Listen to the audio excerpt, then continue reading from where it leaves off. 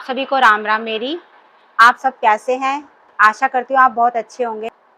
हमारे यहाँ सिरादों की अष्टमी होती है। जो अष्टमी वाले दिन जिसकी पूजा की जाती है वो महालक्ष्मी का व्रत होता है।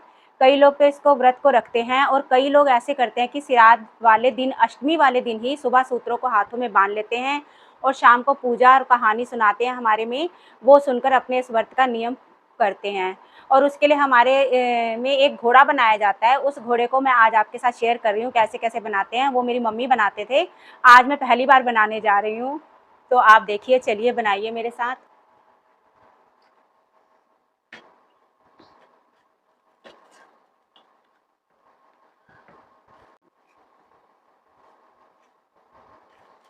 मिट्टी को अच्छे से गूँथ लेंगे पहले, खूब अच्छे से। अगर चिकनी मिट्टी हो तो वो ज़्यादा अच्छी होती है। मेरे पास जो थी मैंने गमले में से निकाल के कुछ तुलसी माता की मिट्टी मिला के इसमें ये घोड़ा तैयार कर रही हूँ। अब इसको हम शेप देते जाएंगे और बनाते जाएंगे। साथ ही मैं आपको माँ लक्ष्मी की जो कहानी मेरी मम्मी मुझे सुनाती थी ना, वो मैं आपके साथ शेयर करने जा रही हूँ। बहुत अच्छी कहानी है। मेरे तो बच्चे भी साथ में बैठ जाते हैं कहानियाँ सुनने के लिए। हमारा पूरा परिवार, मतलब बच्चे बच्चे सब इकट्ठे होके ये कहानी सुनते हैं और उनको बड़ा मज़ा आता है मम्मी की ये कहानी सुनने में।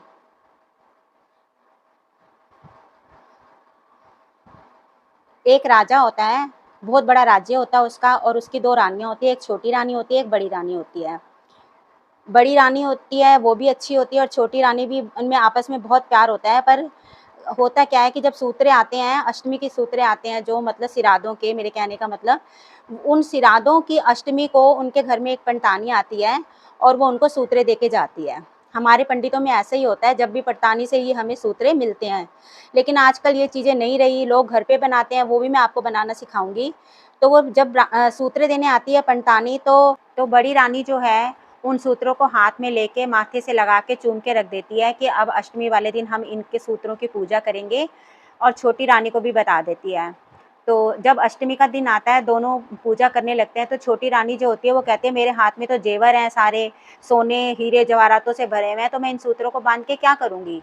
तो वो सूत्रों को क्या करती है, पीछे फेंक देती है तबेले में जहाँ पे घोड़े बंधे होते हैं, और वहाँ पे फेंक देती है। और जो बड़ी वाली रानी होती है वो आराम से पूजा पाठ करती है, जैसे जैसे उसको विधि बताई जाती है कि दाएं हाथ में सूत्रे बांधने हैं या बाएं हाथ में बांधने हैं, वो पूरी विधि बता के उसको, वो सूत्रों को अपने बांधती है और उन सूत्रों के साथ पूजा पाठ करती है। शाम को सब कुछ करती है और नियम से पूरे व्रत को निभाती है। निभाने के बाद शाम को कथा पूरी हो जाती है, अपना पूजा वूजा करके ये लोग सब सो जाते हैं। तो राजा को रानी तो बांधती नहीं, छोटी वाली रानी तो फेंक देती है उनको।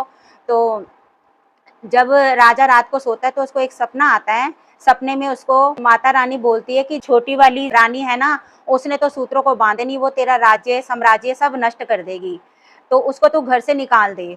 तो राजा क्या करता है, सपने में जो चीज़ दिखाई देती है उसको, और वो सुबह उठ के उस रानी को वैसे ही सपना समेत सुना के उस रानी को घर से बाहर निकाल देता है, यानी कि देश निकाला दे देता है। अब रानी जो है वो देश निकाला हो जाता है उसको, वो चली जाती है। अब वो क्या करती है, जहाँ जाती है किसी पेड़ के नीचे बैठती है छाया लेने के लिए, कि मैं पेड़ के नीचे बैठ जाऊँ, थोड़ा आराम कर लूँ, तो पेड़ सूख जाता है। पोखर में जाती है पानी पीने, मतलब तालाब जिसको बोलते हैं, तो तालाब सूख जाता है। वो बहुत परेशान होती है, जो चीज़ खाने की खाने लगती है उसमें कीड़े पड़ जाते हैं। बहुत परेशान होकर वो इधर-उधर भटक रही होती है। तो क्या होता है, एक संत जो होते हैं उसको मिलते हैं, वो संत देख रहे होते हैं और संत को बहुत दया आती है उस पे, और वो उसके पास जाते हैं। कहते हैं, बेटी ऐसा तेरे साथ क्यों हो रहा है, तो तेरे साथ जो ये समस्या क्यों हो रही है, तूने ऐसी कौन सी गलती करी है बेटा, तू मुझे बता। जो भी गलती की है ना तूने, वो मुझे बता, हो सकता है उसका कोई उपाय हो। तो उसने, रानी ने आप बीती सारी कहानी बता दी कि मैंने ऐसे-ऐसे सूत्रे आए थे और मैंने ऐसे-ऐसे सूत्रों का अपमान किया। राजा को स्वप्न आया, सपने में उसने बोला कि ये तेरा राज्य नष्ट कर देगी, इसको देश निकाला दे दे। तो राजा ने ना मुझे देश निकाला दे दिया। अब मैं बहुत परेशान हूँ, अपने किए पे पछता रही हूँ, अब मैं क्या करूँ? तो वो संत कहते हैं, बेटी कोई बात नहीं, तू ना माता रानी से माफ़ी माँग, लक्ष्मी जी से माफ़ी माँग, और अगले साल इस व्रत को फिर से रखना, और तेरा सब जो कुछ भी है ना वो सब ठीक हो जाएगा। और तेरे को ना मैं आज से धर्म की बेटी बनाता हूँ, तू मेरी धर्म की बेटी है बेटा, तू घबरा मत, मैं तेरे साथ हूँ, तू चल मेरी कुटिया में, चल मेरे साथ रहना, मैं तेरा बाप हूँ। वो उसको अपनी बेटी बना लेता है और घर जाके प्रार्थना करता है, लक्ष्मी जी से माफ़ी मांगता है और उसको अपने साथ रख लेता है। अब वो रहती है उनके साथ, संत जी के साथ खाना बनाती है, जंगल में रह रही होती है। तो क्या होता है, एक दिन जब ये दूसरी अष्टमी आती है सिरादों की अगले साल की, तो जो राजा होते हैं वो जंगल की तरफ निकल जाते हैं और रास्ता भूल जाते हैं, भटक जाते हैं, जंगलों में चले जाते हैं। अब उनको लगती है भूख, अब क्या करें भाई, जंगल में तो कुछ है ही नहीं खाने को। अब वो क्या करता है, जो उसका मंत्री होता है राजा का साथ में, वो तितर वगैरह कहीं से पकड़ के लाता है, तितर भी उनको एक ही मिलता है। तो राजा बोलता है कि मुझे ना बहुत जोर से भूख लग रही है, तू ऐसे कर, इस तितर को ना जंगल में कहीं भून के ला। अब वो क्या करता है, जंगल में जाता है, लकड़ियां ढूंढता है, उस लकड़ियों को जला के तितर बनाता है। तितर बनाते बनाते ना वो ऐसे ही ख्यालों में खो जाता है कि ऐसे से हमारी रानी थी, उसको अपने आप रानी की सारी बातें याद आने लगती हैं। तो तितर जो है ना वो उसके चक्कर में, ख्यालों के चक्कर में ना सारा सड़ जाता है, जल जाता है। अब वो क्या करे, अब वो डरता भी है कि अब मैं क्या करूं, राजा को तो भूख लगी है, मैं कैसे करूं, कहाँ जाऊं। दूर जंगल में उसको रोशनी दिखाई देती है, वहां पे एक झोपड़ी होती है, उस झोपड़ी पे वो जाता है, वहां जाके दरवाजा बजाता है, खटखटाता है, तो अंदर से रानी निकलती है। रानी जो है उसको मंत्री को पहचान लेती है, तो मंत्री को बोलती है कि ठीक है, आज मेरा व्रत है और मैंने महालक्ष्मी जी का व्रत रखा हुआ है, पूजा करी हुई है, तो मैं आपको ना मक्खन का तितर बना के देती हूँ। जो मक्खन का तितर है ना, वो तू खाए, राजा खाए, पूरी प्रजा खाए, तो भी वो तितर खत्म नहीं होगा।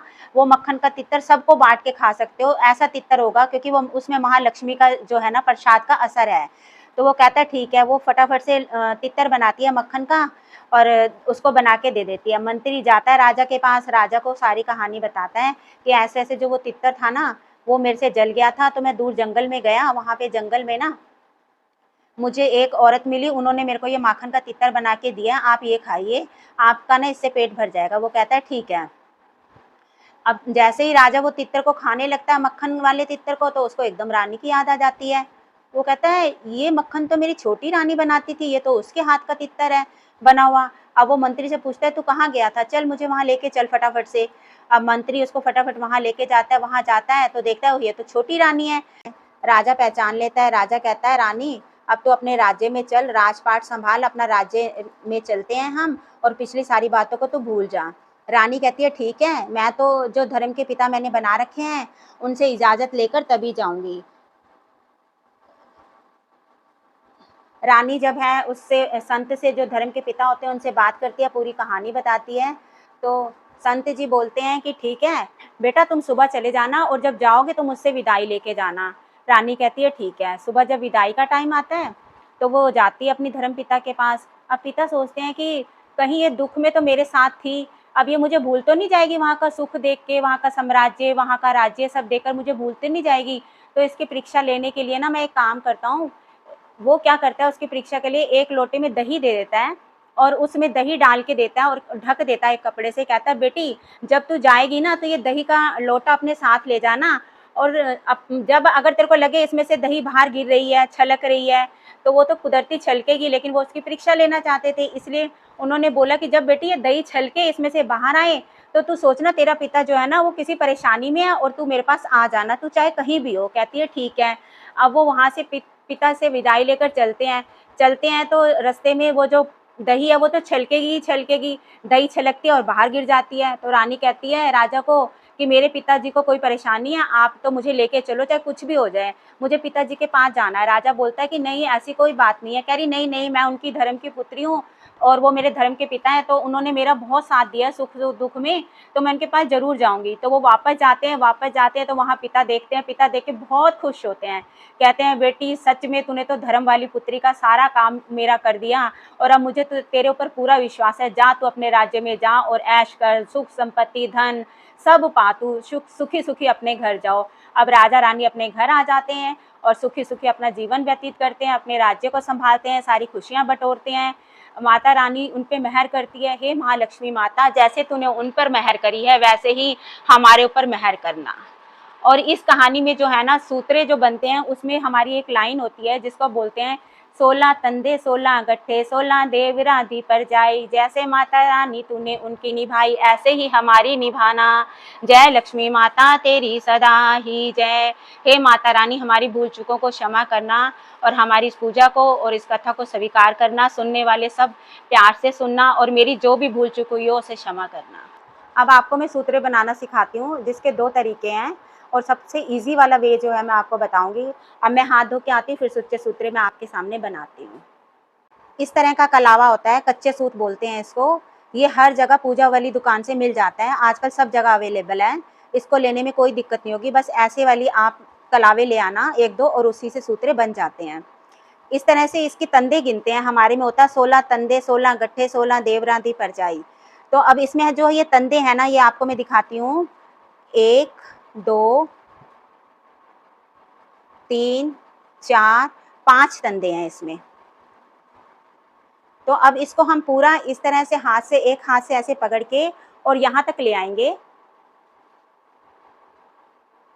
इतनी लंबाई हम लेंगे। 5 हैं और ये हो गए हमारे 10। इसको हमने डबल कर लिया और ये हो गए 15। 3 बार इसको हमने ले लिया। अब इसको हम कटिंग कर लेंगे। एक चौथा और लेंगे, 3 को इकट्ठे रखेंगे, चौथे को हम अलग रखेंगे, क्योंकि हमने ये जो 15 तंदे हुए हैं इसमें से तंदा मिलाना है, इसमें से निकाल के मिलाएंगे। इसको कटिंग कर लेंगे।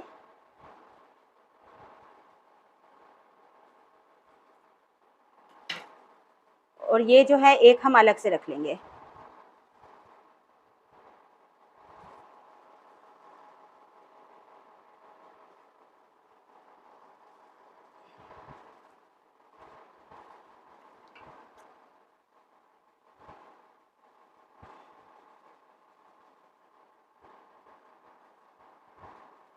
ये एक हमने अलग रख दिया है। अब इन तंदों को हम गिनेंगे। ये तंदे जो हैं हमारे, देखिए कितने हो गए। अब मैंने इसको 2 बार किया था, तो ये 2, 2 4, 2 6, 2 8, 2 10, 2 12, 2 14 और एक 15, ये हो गए। अब इन तंदों में हम 16वें तंदे के लिए इसमें से एक तार निकालेंगे इस तरह से,